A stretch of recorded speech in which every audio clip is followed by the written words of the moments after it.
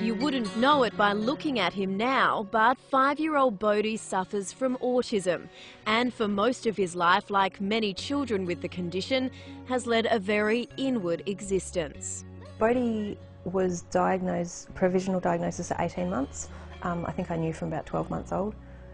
He was just a little bit different. Developmentally, he's assessed at being approximately 3, as opposed to nearly turning 6. His speech is quite delayed, which gives him problems associating with other kids. Single mum Kobe has been in desperate need of some respite. You see, not only does she deal with Bodhi's issues, but her other son Lane suffers from Asperger's syndrome, which is a form of autism. And while Lane's condition makes him quiet and introverted, Bodhi is the exact opposite. He's really restricted on what he eats. He tends to run away, gets really upset really easy if you don't understand what he's trying to say, or if he's trying to get something across that he can't quite make you understand. Usually a really big meltdown will ensue. Occasionally he'll still headbutt the floor. He's given himself blood noses before, all sorts of those things. But since Fremont, the black labrador, joined the family 4 months ago, life for Bodhi and the whole family has changed in a big and loving way. Having Fremont now is just amazing. He talks to people, complete strangers, and he'll introduce his special dog and talk about what he does. It's given him that ability to relate to a stranger that he didn't have before. I would say his speech has probably improved by 1/3 in the last 6 months. Well, I was told early days with Bodhi that we probably couldn't even expect him to speak. So, you know, he just exceeds my expectations every day. You know, he's now speaking and he's part-time attending school, and I couldn't wish for more.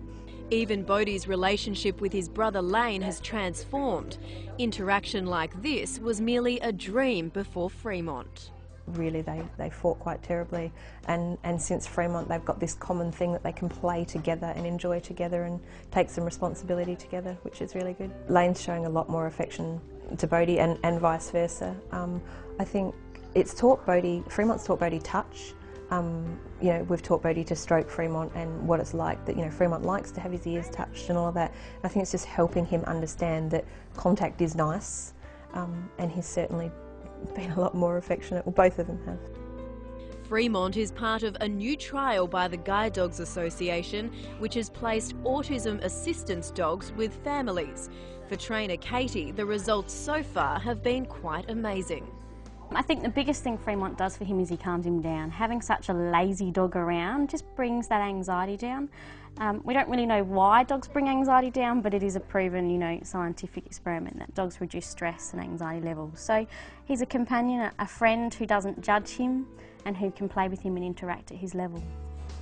But Fremont is more than just a friend. He's also been trained in specific ways to help manage Bodhi's condition. First of all, he was trained to stop at curbs so that you can protect a child from going across the road and teach them some basic skills like looking for traffic. He also, when he's working, Bodhi wears a belt with a tether that tethers to Fremont's coat, and that prevents Bodhi from running away. If Bodhi goes to run, Fremont will automatically sit or lay down. He also has learnt to block doorways, so if Bodhi was in the home environment and went to run away, Fremont would go and stand in front of the doorway and delay that process happening. And he also does another command called touch and behaviour disruption. So, for example, if Bodhi was getting really, really high, getting very stressed, we could get Fremont to go up and sit next to him and place his head on a lap or something like that. Just some nice calming techniques. Fremont! And this might look like a game of hide and seek, but it's also a training technique designed to help Fremont find Bodhi and Lane if they ever wander off.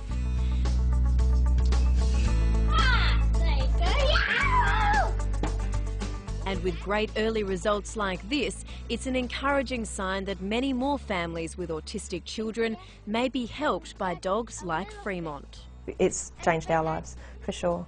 And I'm sure it will continue to, as Fremont gets more used to us and we get more used to him, and bonds grow over time, and the sky's the limit, I think.